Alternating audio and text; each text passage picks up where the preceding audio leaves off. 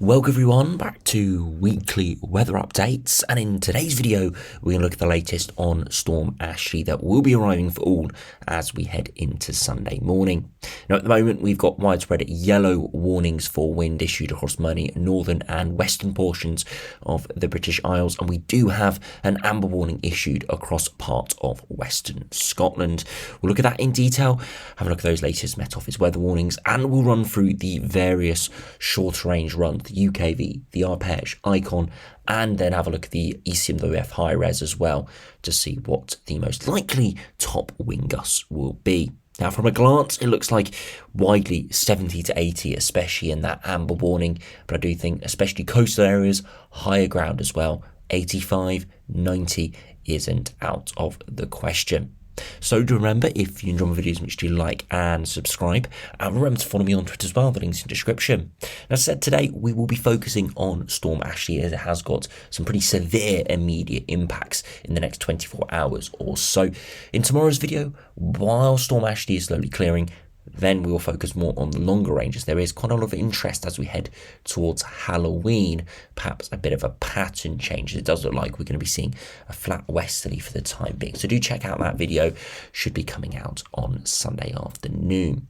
But if we do start on the live radar, we have seen some heavier rain moving through earlier on Saturday morning, but that is now clearing. And you can see we're in a bit of a lull at the moment, not too much actually going on. A few showers across western Scotland, but actually it's the calm before the storm at the moment. Now we have seen a slightly fresher air mass moving through. This weather front to our east is a cold front. It is bringing slightly cooler air, but it's still probably air that is above average for the time of year, just going from less mild really. Temperatures today in the mid-teens. It's not too bad out there. As I said, wind speeds aren't even too high, but we are seeing Storm Ashley taking place, starting to undergo rapid deepening, cyclogenesis out in the North Atlantic. And if we do go back to the precipitation, we can see, if we just do a future effect, we can see estimations of the precipitation, because of course we don't have radar out in the middle of the ocean, but you can see the system is now starting to rapidly develop. You can see it's got long weather fronts stretching across the Atlantic as we've got cold air pouring in from Greenland, warm air pouring up from southern regions, Spain, Portugal and Africa, and that combination is creating this big significant storm. We can also put on the clouds, and again you can see this is the latest satellite. The storm is starting to take place. It doesn't again look like a typical big arid flow pressure yet, because it is deepening as we speak. It's nowhere near the intensity as it will be in around 12 to 24 hours time. We are expecting a hook to develop within this, around the center of that low. That is where we're going to see the strongest winds. Now, to go over to the weather warnings, we have got two warnings issued for the system on Sunday. A widespread yellow wind warning and a more localised amber warning across northern and western Scotland. Now, we did cover these in detail in yesterday's video, last night's video, and they haven't actually been updated this morning, to my surprise. Perhaps it will be updated later this afternoon, but as I'm recording this around 1:30, we don't have an update. We normally have an update in the morning for these warnings. Perhaps it's because it's the weekend, perhaps because this system is arriving through Sunday morning. The update will come out in the afternoon. I'm unsure. If we do see significant updates throughout today, of course we'll have another video out looking at those updates, but at the moment no changes from the warning issued yesterday. Have a look through the runs that we will look at in a minute, and to be honest there hasn't been much change in the runs, so to be honest I wouldn't expect any major updates, perhaps slightly in timings or location. Intensity, as I said, has remained fairly stationary since the runs yesterday. But if we do just briefly have a look at the warnings, just to update anyone who's not seen them yet.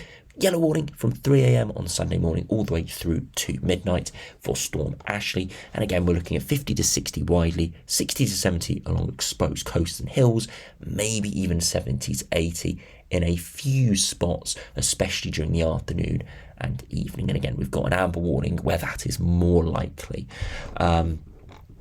The impact matrix is medium impact, low likelihood. So there is, as I said, scope for this to increase to an amber warning in certain regions.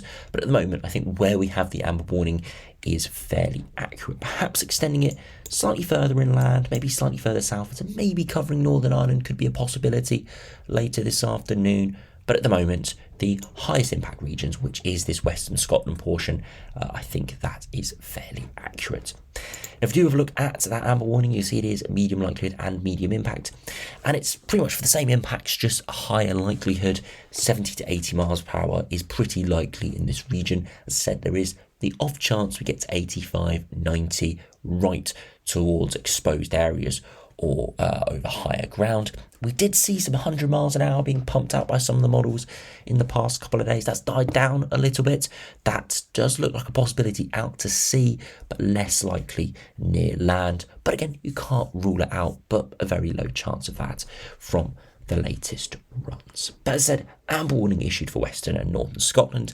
Luckily, majority of the areas this is covering are fairly sparsely populated, so hopefully we don't see too many severe impacts. But again, you never know with these sort of windstorms. They can be a lot more intense and equally can be a lot less intense than forecasted. And of course, the wind field could extend slightly further south and eastwards towards some of the more major cities across Scotland. If that did happen, and the model slightly further south, the storm slightly further southwards than modelled, maybe slightly larger in wind field, then of course we could see an extension in this warning. But at the moment, I think these warnings we've got at the moment are fairly accurate for what I'm seeing on the models. Now, if you go over to Monday, we still got a warning issued for northern areas of Scotland for 9 hours in the morning from midnight to 9 a.m. again for Storm Ashley, but it's mainly for it clearing away. So initially for the early hours, could still see 60, 70, but dying away pretty quickly into the afternoon and around lunchtime, really coming back to more just a gusty period. Now, if you go over to the latest UKV now, we will start on the precipitation and then we'll have a look at the wind gusts. Of course, not having a look at our normal video, looking at sort of temperatures and stuff, that will come in tomorrow's video. If you are interested over the next couple of days, do check out yesterday's video. We haven't seen too many massive changes, at least for the next day or two. So do check out yesterday's video if you're more interested in the next sort of 5 days, where we're going to focus really on the next sort of 48 hours or so. And you can see as we head through the rest of Saturday, rain does clear, and I said we're in the calm before the storm. Cloud picking up in the far southwest, and that is Storm Ashley approaching as we head into the evening. You can see initially it's a big, large band of precipitation moving in, some really quite heavy pulses within this, and this is going to have some very strong winds, mainly 50, 60, maybe just about getting to 70, and this is going to be up and down the country. Even southern areas could see some fairly strong gusty winds. Not expecting anything more than maybe 50 miles an hour for much of England and Wales, apart from the far northern regions of those areas. But that still could be impactful with the heavy rain through Sunday morning. Now, as this slowly progresses north and eastwards, again, we see a bit of a clearing behind that during the early afternoon, but then we see the centre of the low arriving for those areas in northern and western parts of Northern Ireland and Scotland. And this is where we can see some very heavy, squally, thundery showers. And of course, the most severe winds, again, 80 miles an hour. Does look like a real possibility. Now, further southwards, you know what? It won't be too bad of a day. We are pulling in a very strong southwesterly wind. It is going to be breezy. It's going to be gusty, 30, 40, maybe still 50 mile per hour winds in places. But with a southwesterly wind, it's actually drawing up some very warm air. The warm air is contributing to the intensity of the storm, but where we're not seeing those intense conditions across much of England and Wales, actually, it'll be a very pleasant day. Sunshine coming out, very few showers. The showers are all focused around the centre of the low.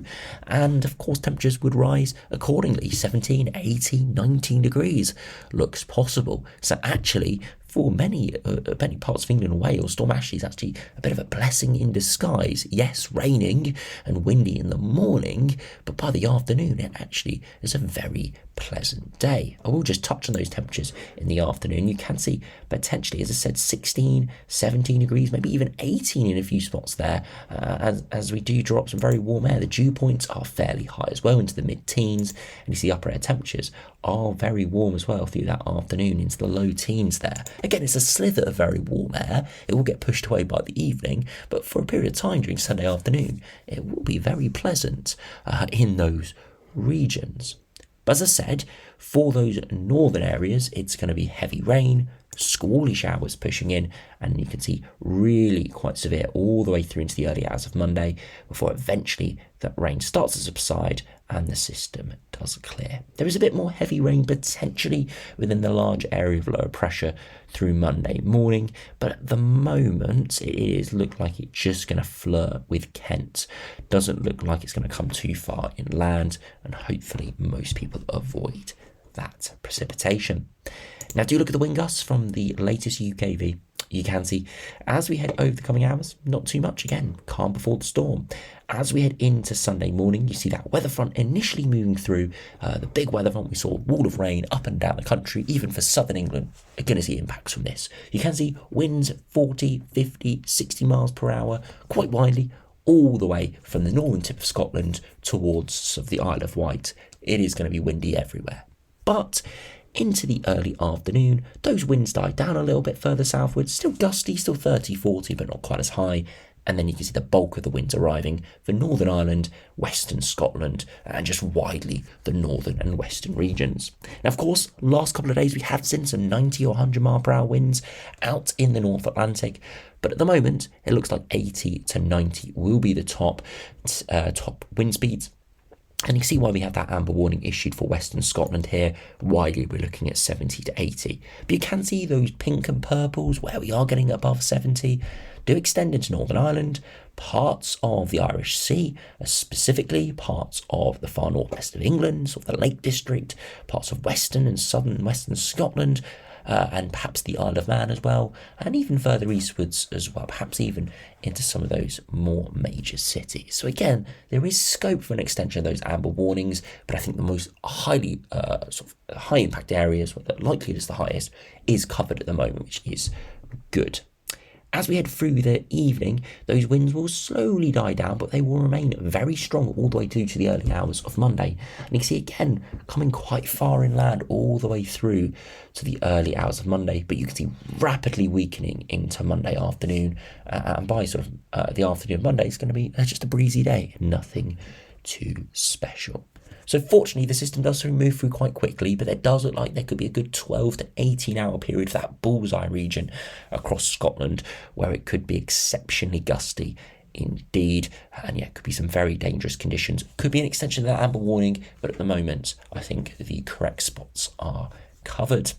Now, have to go over to the arpège, and we're mainly comparing those top wind gusts, just to make sure we're not seeing, the UKV's not way over the top or way underdoing it. You can see as we head into Sunday, that widespread wind field of sort of 40 to 60 mile an hour pushing into arpège, pretty much agreeing there with the UKV. You can see again that very strong winds arrive for those western regions, and again in strong agreement, 60 to 70 widely, up to 80 in that amber warning zone, maybe 85, 90 a possibility in those far western regions towards coastal areas and over higher ground. You can see it remains very strong into Monday morning, and then it drops off very quickly into the afternoon. So actually the arpège agrees with the UKV pretty much exactly, maybe a few mile an hour, 5 mile an hour difference in some of the exact wind speeds, but generally it is in fairly strong agreement with a small margin of error within that. So again, 70 to 80, as I said, looks like the widespread top wind speed, maybe up to 85 or 90 in a few exposed areas. Now, if you look at the icon run, this is the European version, so it's slightly lower resolution, but it's still another run to look at.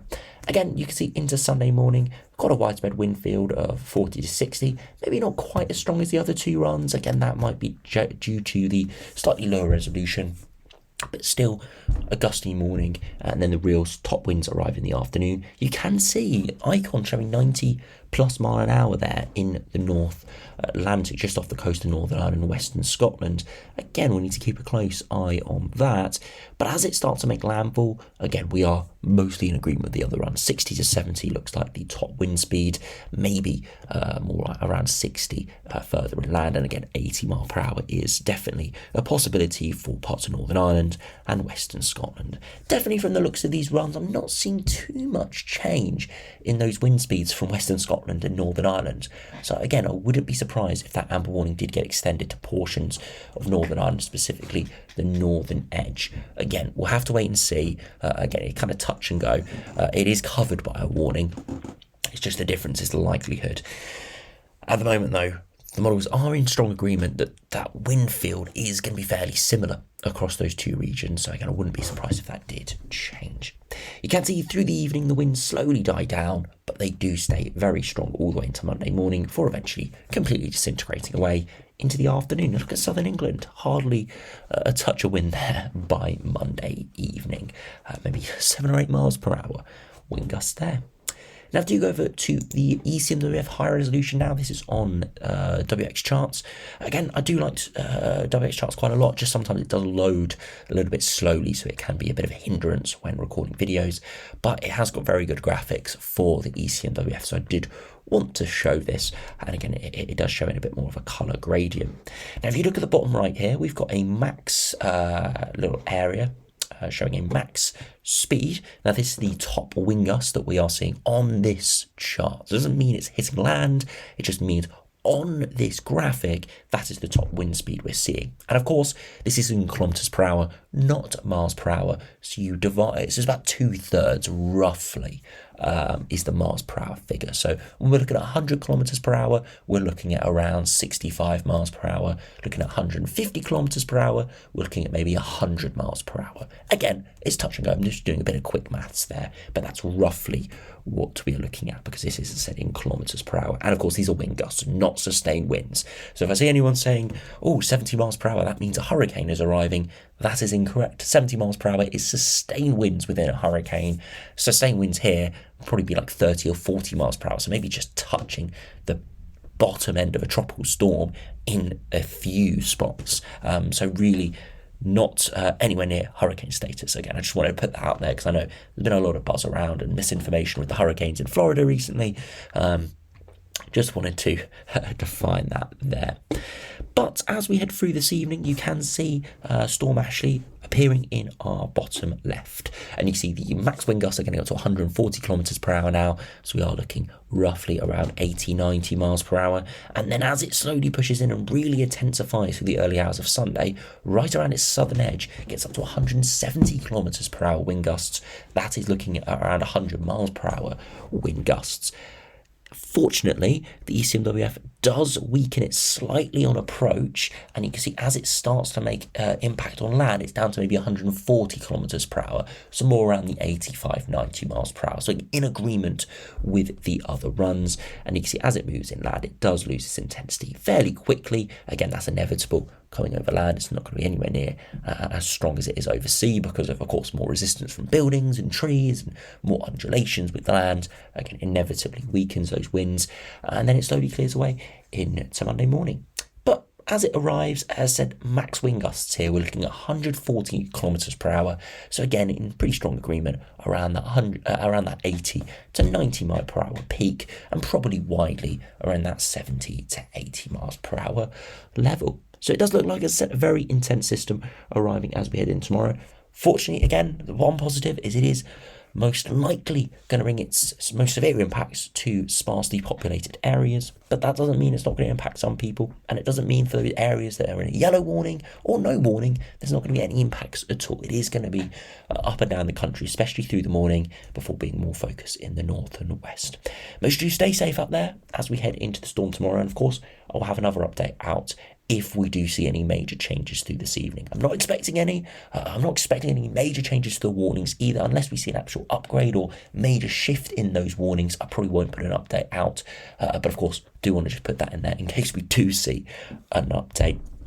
So we'll have to wait and see later. But at the moment, it does look like a very strong storm, but as I said, fortunately, not likely hitting with its most severe impacts at major populated areas, and it does move through fairly quickly for most into Monday morning. So thanks for watching. Hope you make sure you stay safe out there over the next 24 hours or so, and I'll see you again for another video soon.